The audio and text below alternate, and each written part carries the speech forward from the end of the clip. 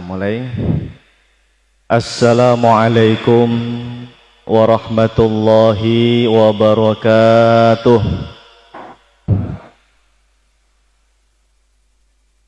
Bismillahirrahmanirrahim. Alhamdulillahi rabbil alamin. Wabihi nasta'inu ala umurid dunya waddin. Wassalatu wassalamu ala ashrafil anbiya'i wal mursalin Sayyidina wa habibina wa syafi'ina wa maulana Muhammadin wa ala alihi wa ashabihi wa man ihtada bihadihi ila yaumiddin, amma ba'du. Subhanaka la ilma lana illa ma 'allamtana innaka antal alimul hakim. Allahumma anfa'na bima 'allamtana wa 'allimna ma yanfa'una wa zidna 'ilman nafi'a bi rahmatika ya arhamar rahimin. Amin.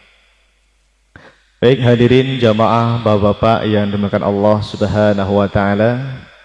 Alhamdulillah, puji syukur kehadirat Allah Subhanahu wa taala, pada malam hari ini kita semua dipertemukan kembali oleh Allah Subhanahu wa taala di majelis ilmu yang mudah-mudahan kita semua senantiasa mendapatkan keberkahan dari Allah Subhanahu wa taala. Amin.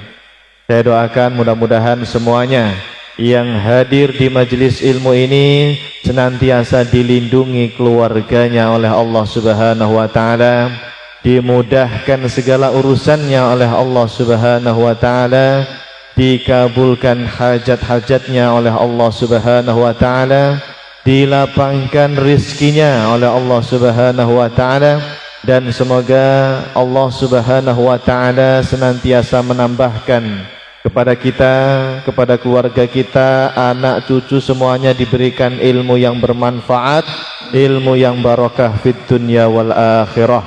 Amin amin amin ya rabbal alamin. Baik hadirin jamaah bapak-bapak yang dimuliakan Allah Subhanahu wa taala, bagaimana kabarnya semuanya? Alhamdulillah, semoga sehat selalu. Yang sedang sakit mudah-mudahan Allah angkat penyakitnya, Allah sembuhkan penyakitnya. Alhamdulillah, amin. Masya Allah, alhamdulillah. Baik, malam hari ini jamaah yang dimuliakan Allah Subhanahu wa taala melanjutkan kajian yang lalu atau bulan lalu ya. Mudah-mudahan lupa semua ya. Apa bahas apa kemarin? Saya sudah sampaikan tentang kunut pada sholat subuh. Terakhir itu pembahasan kita hal-hal yang berkaitan dengan doa kunut pada sholat subuh ya. Nah sekarang hari ini, malam hari ini kita akan bahas kunut yang lainnya. Karena dalam ilmu fikih dikenal ada 3 kunut dalam sholat ya. Ada berapa?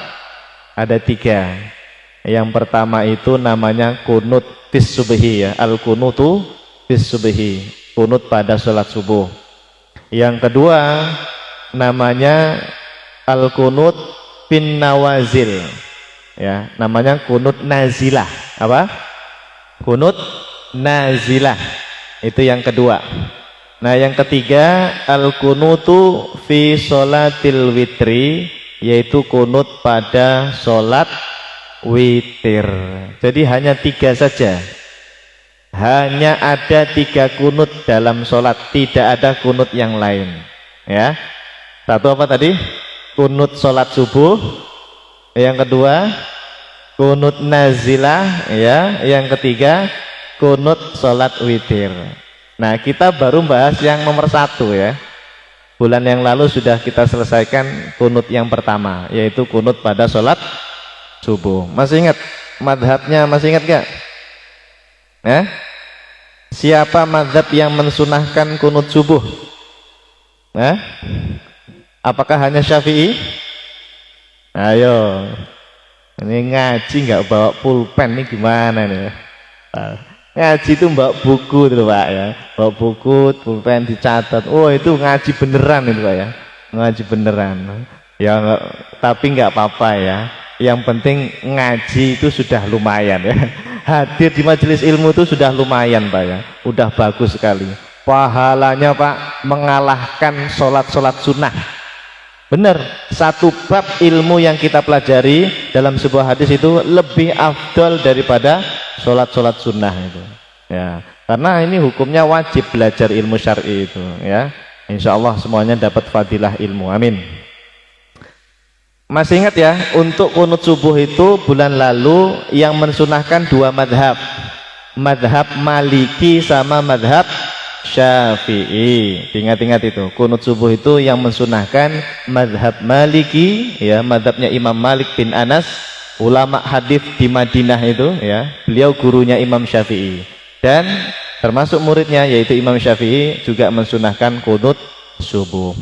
Nah, yang dua lagi berarti madhab Hanafi dan Hambali.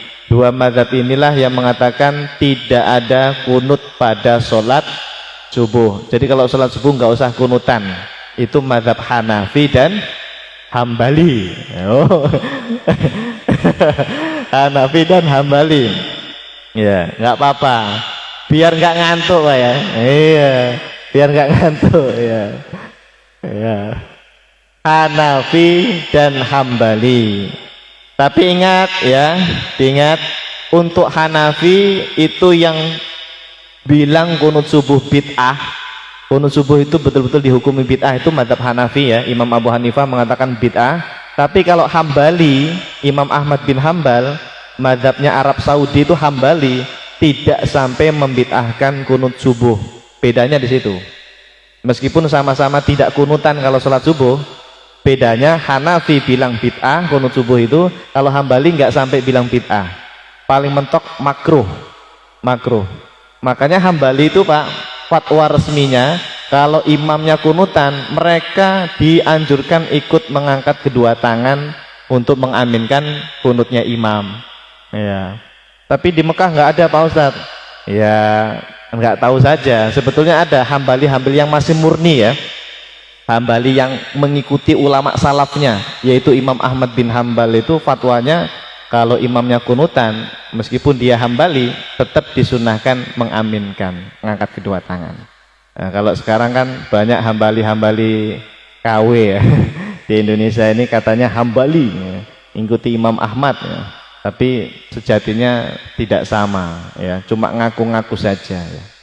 Nah, itu sudah selesai kita bahas ya, kunut pada sholat subuh. Dalilnya sudah semuanya itu ya, sudah semuanya kita sampaikan. Mazhab yang mensunahkan kunut subuh dengan yang membid'ahkan kunut subuh semuanya sudah kita sampaikan. Nah, sekarang kita bahas kunut yang nomor 2. Kalau ada waktu nanti sekaligus kunut yang nomor 3. Kunut yang nomor 2 adalah al-kunutu fi athna'in nawazil.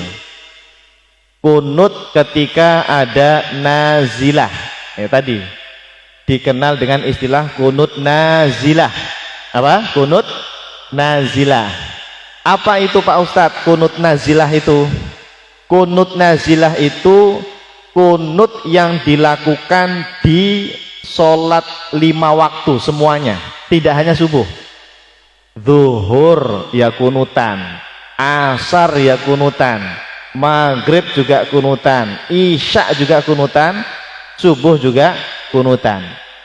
Nah, kenapa semuanya kunutan 5 sholat ini? Karena ada nazilah, makanya dinamakan kunut nazilah. Nazilah itu apa? Nazilah itu kata para ulama adalah semacam musibah besar yang menimpa umat Islam. Misalnya ada gempa, ada bencana alam lah, macam-macam di mana-mana ya. Atau apalagi karena ada wabah.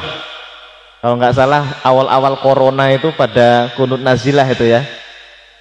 Pada kunutan nggak waktu itu? Pas 2019 atau 2020 itu. Pernah itu kita dianjurkan oleh MUI untuk kunut nazilah ya. Nggak lama tapi ya itu kunut nazilah. Itu zuhur, asar, maghrib, isya, subuh kunutan. Ya, jadi intinya jamaah, kunut nazilah itu dilakukan gara-gara ada peristiwa besar, musibah besar lah gitu. Ya, musibah besar. Namanya nazilah. Namanya nazilah. Ya. Nah, untuk hukum kunut nazilah ini itu diperdebatkan oleh para ulama kita. Ada sebagian yang mensunahkan, ada sebagian ulama yang mengatakan tidak disunahkan. Saya akan bacakan ini dalam kitab Al-Fiqhu Al-Islami wa Adillatuhu ya. Karya siapa ini, Pak? Ngaji bertahun-tahun lupa nama muallifnya gimana nih? Pengarangnya adalah Syekh Dr. Wahbah Az-Zuhaili.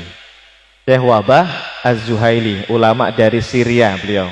Ulama dari Syria, beliau menulis fikih 4 madhab jadi satu.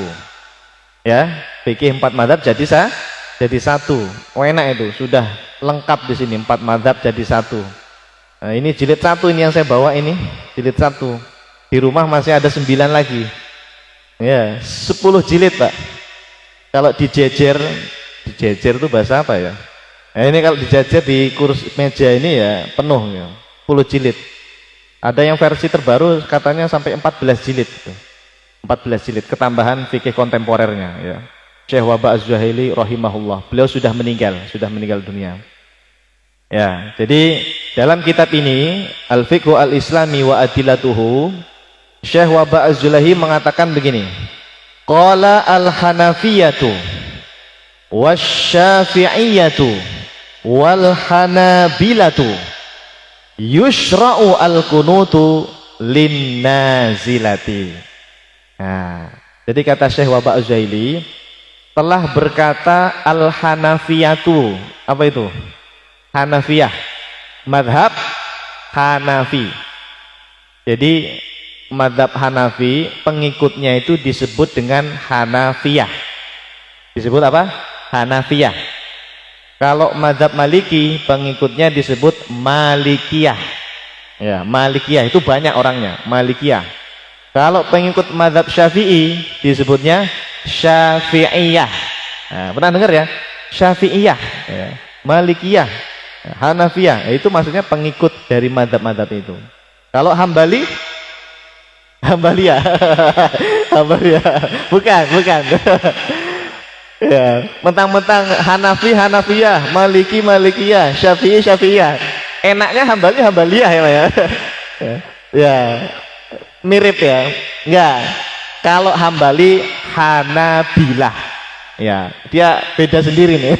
Beda sendiri. Hanabilah ya. Sebetulnya ada juga sih yang menyebut Hambaliyah ada, tapi jarang. Yang masyhur Hanabilah. Hanabilah itu pengikut mazhab Hambali ya. Nah, jadi kata Syekh Wahbah Az-Zuhaili, Pak, dicatat ya, 3 mazhab ini mengatakan itu kunut nazilah itu sunnah, dianjurkan, disyariatkan, yaitu mazhab Hanafi, Syafi'i sama Hambali. Hanafiyah, Syafi'iyah, Hambaliyah, 3 mazhab ini. Berarti ada satu mazhab yang tersisa, apa? Maliki, Malikiyah.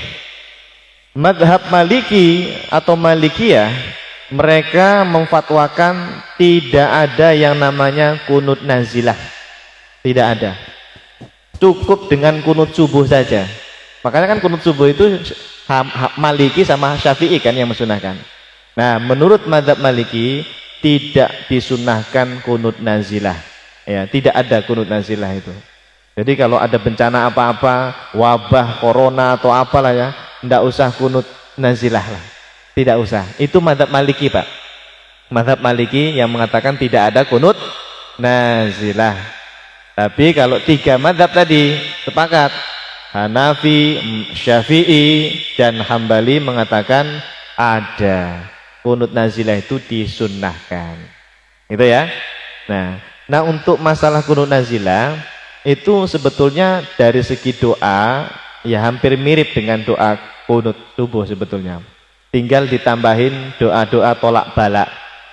Ditambahkan apa? Doa tolak balak. Biasanya apa? Setelah Allahumma hdina fi man hadait wa afina fi man afait wa tawallana fi man tawallait wa barik lana fi ma a'tait wa qina bi rahmatika syarra ma qadait Kemudian apa? Fa innaka taqdi wa la yuqda 'alaik wa innahu la yadillu man walait wa la ya'izzu man adait. Tabarakta rabbana wa ta'alait falakal hamdu 'ala ma qadait. Astaghfiruka wa atubu ilaik. Nah, sebelum sholawat biasanya ditambah doa tolak bala. Karena kan ini sedang musibah besar nazilah itu. Apa doa tolak balanya? Allahumma dfa' annal bala wal ghala wal waba wal fahsya wal munkar. Apa terusnya? Enggak pernah doa tolak bala ya? Wassuyufal mukhtalifata wasyada'ida wal mihan ma dhahara minha wa ma batan an baladina Indonesia hadza khassah wa an buldanil muslimina ammah, dan seterusnya. Itu doa tolak bala. Nah, kalau doa tolak bala itu jamaah, itu kan kita meminta kepada Allah supaya dihindarkan dari yang namanya musibah. Dihindarkan dari yang namanya musibah. Ada satu kesunahan kalau doa tolak bala, tangan, perhatikan, kedua telapak tangan yang tadinya mengarah ke atas langit, itu disunahkan untuk dibalik. Yang tadinya ini ke atas dibalik ke bawah. Berarti yang di bawah sekarang gantian ke atas. Dan itu ada hadis sahihnya ya. Ada hadis sahih untuk kesunahan membalikkan telapak tangan itu. Begitu. Paham ya? Ya. Biasanya kunut subuh juga ada biasanya ya. Kalau ada imam yang menambahkan doa tolak balak pada sholat subuh ya, kita juga disunahkan untuk membalik telapak tangan. Tapi kebanyakan pada begini. Mungkin ngantuk kali ya. Pada ngantuk ya. Enggak ngeh kalau itu doa tolak balak ya. Ya enggak apa-apa, itu kan sunnah ya. Tidak wajib ya, hukumnya sunnah. Kalau dibalik itu Anda dapat pahala plus Pak, gitu loh. Dapat tambahan pahala. Karena mengikuti sunnah Rasulullah Shallallahu Alaihi Wasallam. Dulu pernah membalikkan kedua telapak tangan. Gitu ya. Ya. Ini kalau nyerempet ke ilmu akidah, masalah mengangkat kedua tangan itu ada yang mengatakan ini bukti bahwa Allah itu katanya di atas langit Pak. Ini dalam ilmu akidah ya. Ada sebagian kelompok yang meyakini Allah itu ada di atas langit atau di atas aras, gara-gara dia pakai dalil kalau berdoa kan ngangkat kedua tangan ke atas gitu. Telapak tangannya ke atas.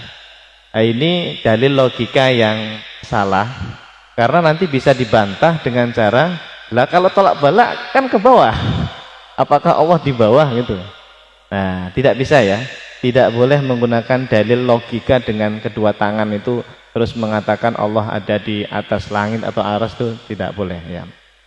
Saya nggak tahu di masjid ini ada kajian ilmu akidah nggak? Belum ya.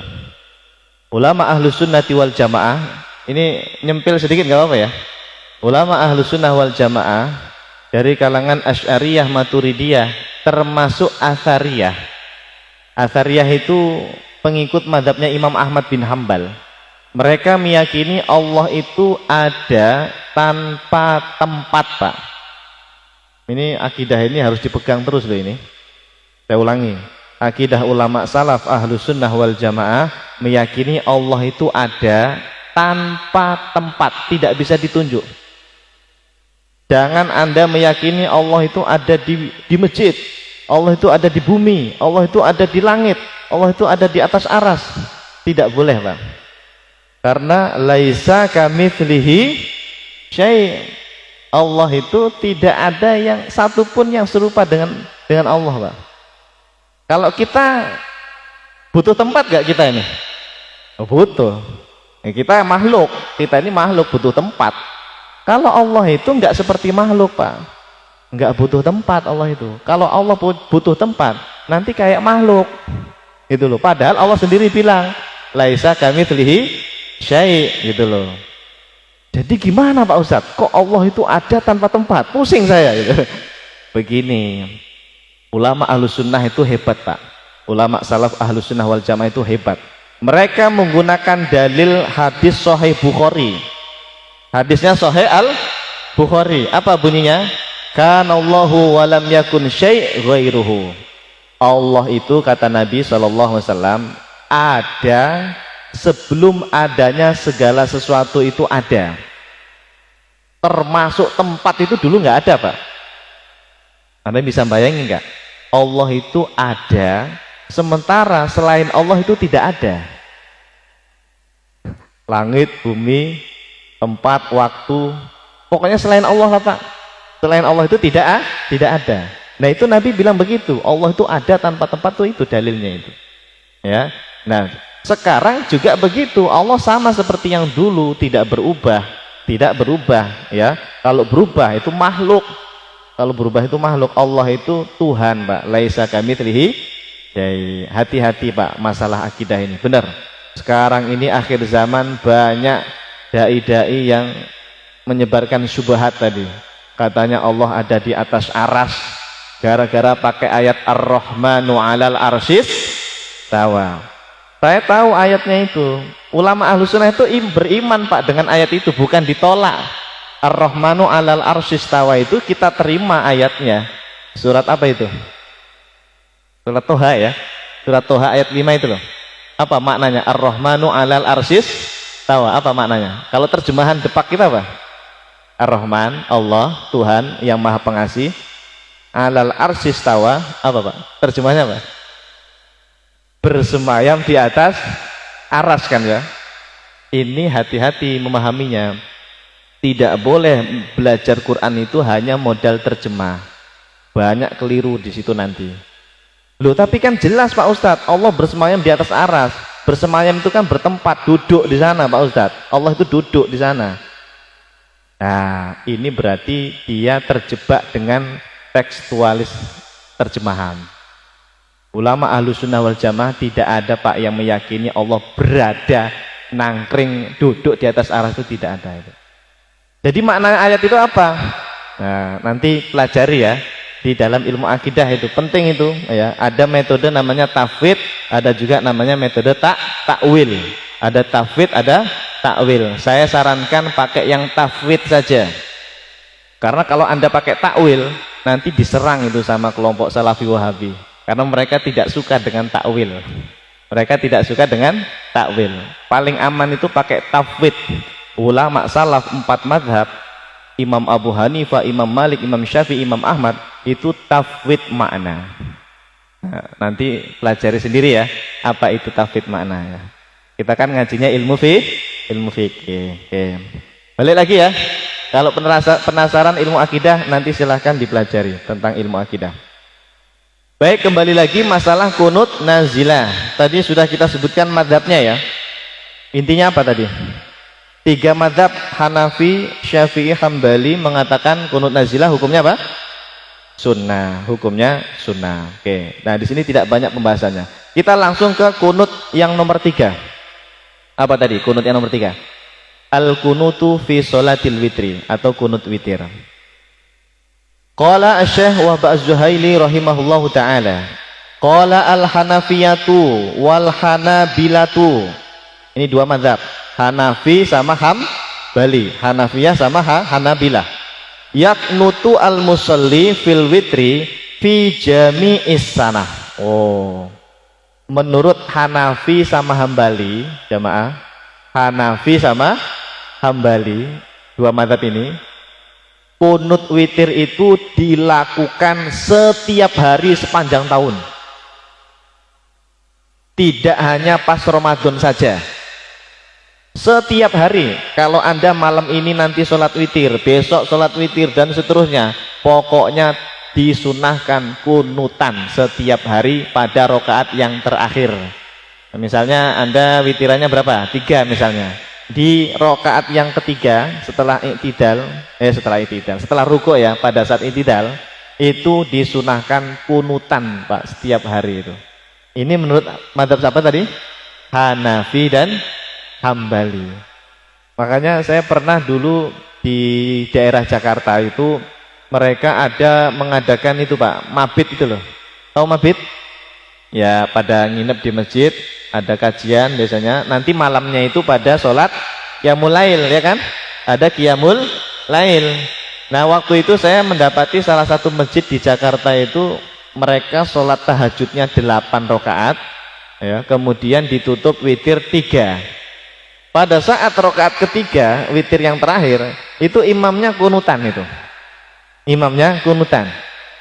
Saya sempat kaget, loh kok kunutan ya?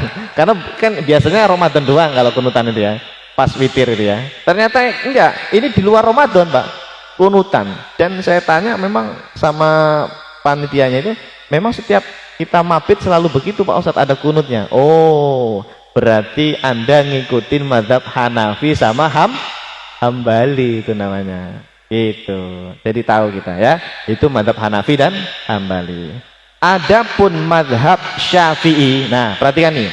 Adapun mazhab Syafi'i, mazhab kita di Indonesia, mayoritas di Indonesia, yundabu al-kunutu fi akhiril witri fin nisfi tsani min Ramadan.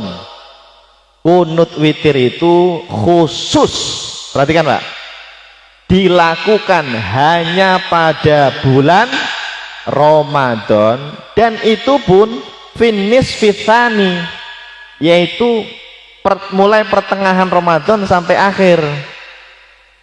Makanya kita kalau di sini biasanya hari pertama sampai hari ke-15 itu nggak ada kunutan ya. Saya nggak tahu kalau di masjid ini, nggak tahu saya. Sama, witirannya mulai witirannya, kunutan pada sholat witir mulai malam 16, benar? Ya, sama ya di sini ya. Mulai malam 16 sampai terakhir. Nah, itu mazhab Syafi'i, Pak.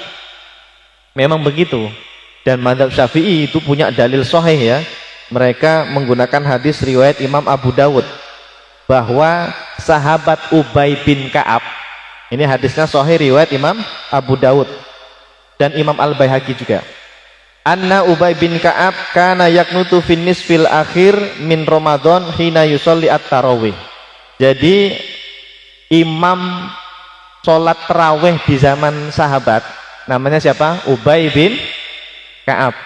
Siapa Pak namanya? Ubay bin Ka'ab. Beliau itu Pak ngimami sholat tarawih berapa rakaat? 20 rakaat. Tarawihnya 20 rakaat. Terus ditutup dengan witir 3 rakaat. Di akhir itu, di pertengahan Ramadan malam 16 sampai 30, beliau kunutan. Beliau melakukan kunut pada sholat witir. Nah, dalil inilah yang nanti dipakai mazhab Syafi'i bahwa kunut witir itu khusus Ramadan, yaitu pada pertengahan mulai dari malam ke-16 ya, mulai malam ke-16 sampai 17 terus sampai terakhir lah, sampai malam ke-30 ya, kurang lebih ya. Nah, itu mazhab apa? Syafi'i ya. Di sini disebutin juga nih, tarawihnya itu disebutkan juga. Ubay bin Ka'ab yang ngimami sahabat di zamannya siapa? Di zamannya siapa Pak? Umar itu. Di zamannya Khalifah Umar bin Khattab radhiyallahu an. Itu rakaat tarawihnya 20 rakaat. 20 rakaat itu jamaah, ini sudah sering saya sampaikan dulu. Ini bentar lagi kita Ramadan ya. Sebentar lagi Ramadan kan? Allahumma balighna Ramadan. Amin. Berapa hari lagi? Sebulan, kurang lebih sebulan lebih lah ya. Bulan lebih lah ya. Hanafi, Maliki, Syafi'i, Hambali jamaah untuk rakaat tarawih itu sepakat 20 rakaat. Minimal berapa? 20 rakaat. Bahkan Maliki itu satu pendapat mengatakan 36 rakaat. Boyoen sampean Pak. 36 rakaat Pak. Ya, 36 rakaat. Tapi mayoritas mengatakan 20. Hanafi, Maliki, Syafi'i, Hambali. Jadi dari dulu sampai sekarang itu 20 Pak tarawehan itu. Hambali Pak Ustadz, Arab Saudi di Mekah Madinah sekarang berapa Pak Ustadz? 20. Negara Arab Saudi itu Pak tarawehan 20 rakaat. Kalau nggak percaya sono sendirian deh Ramadan. Saya doakan bisa umroh di sana, amin. Nah, dan saya sudah membuktikannya sendiri pada saat umroh Ramadan tahun berapa itu saya lupa, di Mekah termasuk di Madinah Pak, di Masjidil Haram sama Masjid Nabawi itu terawihnya berapa? 20 rakaat. Kenapa? Karena 4 mazhab sepakat 20 rakaat. Pak Ustadz, di masjid saya 8 rakaat. Ya udahlah, nggak apa-apa. Itu ngikutin ulama kontemporer, Syekh Al-Albani, Syekh bin Baz, Syekh Utsaimin itu.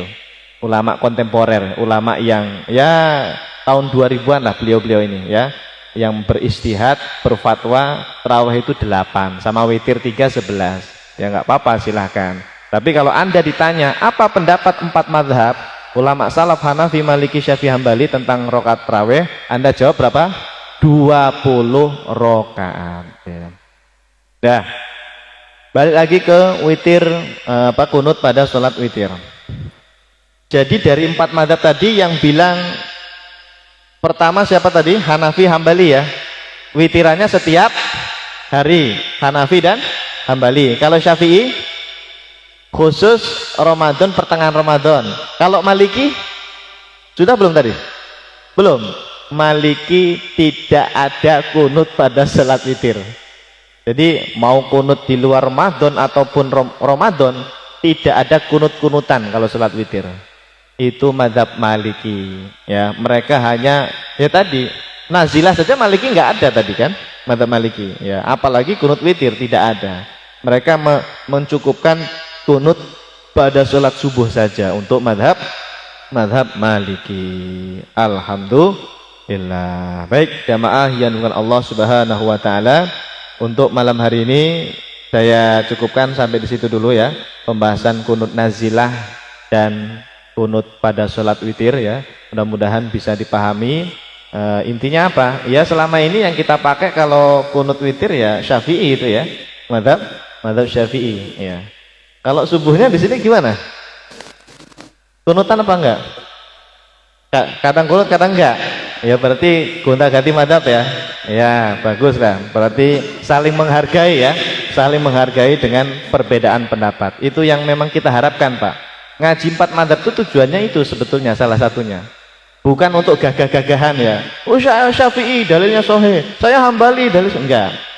Kita ini menghormati pendapat ulama. Ulama salaf aja berbeda pendapat, mereka akur kok, nggak pernah perang kok Imam Syafi'i sama imam yang lain ya. Lah kita orang awam kok mau berantem itu gimana ya? Tidak usah ya, tetap kita hormati. Yang kunutan monggo, yang tidak kunutan monggo. Yang penting sholat subuh ya, yang penting sholat subuh. Wallahu a'lam bishawab. Masih ada waktu berapa menit? Silakan untuk sesi tanya jawab. 5 menit lagi kalau nggak salah. Ya, tanya jawab silahkan. Pertanyaannya boleh seputar kunut, boleh seputar toharoh, sholat, puasa, zakat, hukum waris. Itu kan bab-bab terakhir Pak itu. Tolong ditanyakan ya. Karena kalau kita ngandalin kajian kayak ini kan lama khatamnya ya. Tanyakan saja bab puasa kayak, bab zakat kayak, atau bab hukum waris ya. Pak Ustadz, tetangga saya meninggal nih, gimana pembagian warisannya? Itu fikih juga itu ya. Silahkan ditanyakan. Baik, ya satu. Assalamualaikum warahmatullahi wabarakatuh. Waalaikumsalam warahmatullahi wabarakatuh. Saya mau bertanya tentang sholat, sholat berjamaah yang hanya makmumnya hanya 2 orang. Jadi begini, waktu sholat itu dimulai, Ya. imam dan makmum hanya 1 orang. Ya. Baru jalan berapa detik itu datang lagi makmum. Datang lagi. Tapi posisi makmum yang kedua ini adanya di sebelah kiri imam. Yang saya tahu biasanya imam bergerak maju ke depan, terus ini merapat. Nah, sholat berjalan tapi imam tidak bergerak, diam saja. Pertanyaan saya, apakah sholat berjamaahnya itu sah? Oh. Karena posisinya hanya seperti ini. Ya, baik. Satu itu satu. Yang kedua, bolehkah makmum mengambil inisiatif pada saat imam tidak bergerak, yang satu mundur, tapi posisinya ada di belakang imam. Ya. Nah, terus dia colek makmum yang sebelah kiri untuk mundur juga. Sip. Bolehkah itu dilakukan? Ya. Dan pertanyaan juga sama. apakah kalau itu dilakukan sholat berjamaahnya juga sah? Oh, Mohon penjelasan Ustaz. Terima kasih. Wassalamualaikum warahmatullahi wabarakatuh. Masya Allah, ini pertanyaannya mahasiswa S3 ini. Ya. Bagus ini, pertanyaan yang bagus ini Pak, bagus benar. Bagaimana kasus sholat berjamaah yang hanya 2 orang, terus nanti ada satu datangnya? Pertama saya jelaskan dulu yang masalah 2 orang ini. Imamnya 1, makmum 1. Adalah imam 1 ya, mungkin 2. Makmumnya 1. Dalam mazhab Syafi'i bahkan 4 mazhab sepakat memang sunnahnya kalau hanya berdua, 1 imam 1 makmum, yang makmumnya itu berdiri di sebelah kanan, ya sejajar, tapi sejajarnya jangan terlalu sejajar sekali. Sebab nanti kalau rakaat kedua kok umpama ini Pak bagian belakangnya apa namanya? Tumit ya. Umpama tumitnya makmum itu lebih di depannya tumitnya imam, batalat sholatuhu, batal sholatnya. Karena dia posisinya di depan imam. Oleh sebab itu, ulama kita mensunahkan sejajarnya itu jangan terlalu sejajar, agak mundur sedikit, mundur sedikit, ya sejajar tapi mundur sedikit, supaya nanti rokat kedua ketiga itu nggak kebablasan. Nah, jadi ini hukum awalnya begitu ya. Hukum asalnya memang kalau berdua itu sejajar, tapi disunahkan mundur sedikit. Jadi bukan di belakang banget ya, bukan di belakang sekali, bukan juga sejajar banget jangan. Nah, baik Pak Ustaz, ini mereka sholat sudah sesuai sunnahnya tadi. Imam di sebelah kiri, makmum di sebelah kanan, sejajar tapi hanya mundur sedikit. Tiba-tiba pada saat mereka sholat datang makmum, ya tadi ya, makmum 1 lagi. Nah, makmum ini dia berdiri sebelah kiri ya. Harusnya Pak, harusnya makmum ini di belakang saja. Dia colek ini yang makmum di depan sebelah kanan tadi. Dikasih isyarat. Mencolek itu sebetulnya memang nggak ada dalilnya Pak, nggak ada dalilnya. Cuma kan kita bingung, kasih tahunya gimana? Mundur ya, kan nggak mungkin ya. Maka sebagian ulama itu meskipun nggak ada dalilnya, boleh kasih isyarat, ditepuk ini ya. Anda yang ditepuk jangan nolak ya. Apa? Maksudnya disuruh mundur, ya maksudnya disuruh mundur. Ini hukum asalnya harusnya begitu, harusnya. Tapi karena mungkin makmum ini yang baru datang tadi nggak tahu ya, dia berdiri sebelah kiri Pak ya.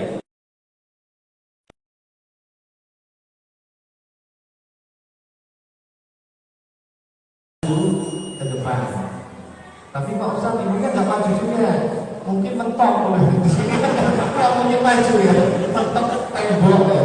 Nah berarti apa Pak Ustaz? Oke, berarti makmum yang sebelah kanan yang awal tadi dia harus ngerti mundur, memberi isyarat makmum yang baru datang tadi. Itu boleh, tidak apa-apa. Dan sholatnya sah. Ya, kalau pertanyaan sah atau tidak, sholatnya sah. Ya, sholatnya tetap sah. Kalau seandainya nggak ada mundur, Pak Ustaz, tetap kanan kiri sama sejajar, ya tidak apa-apa juga. Hukumnya sunnah, tapi dia tidak sesuai dengan yang diajarkan oleh Rasulullah SAW. Yukhalifu as-sunnah bahasanya. Ya, tidak sesuai dengan sunnahnya. Sunnahnya itu kalau 2 ya mundur, atau imamnya ya. Tapi sekali lagi posisi itu dihukumi sunnah.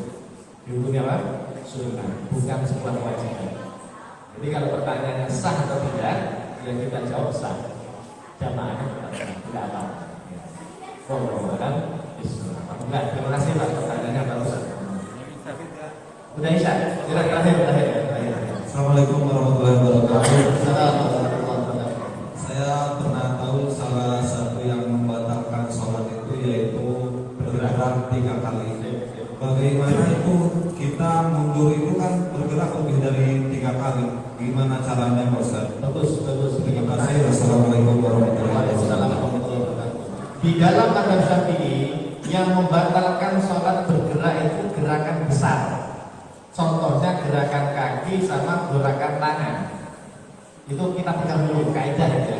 Yang membatalkan itu gerakan besar ya, gerakan kaki atau tangan. Kalau gerakan jari, ukur-ukur atau garuk-garuk ya, garuk-garuk 100 kali itu tidak apa-apa, karena gerakan kecil. Ya, gerakan kecil. Yang penting jangan main-main aja. Memang betul-betul batal. Sami Allahu liman hamidah. Nah, hati-hati ya. Sama gerakan kaki. Lah tadi kalau pas mundur pasti 3 kali itu.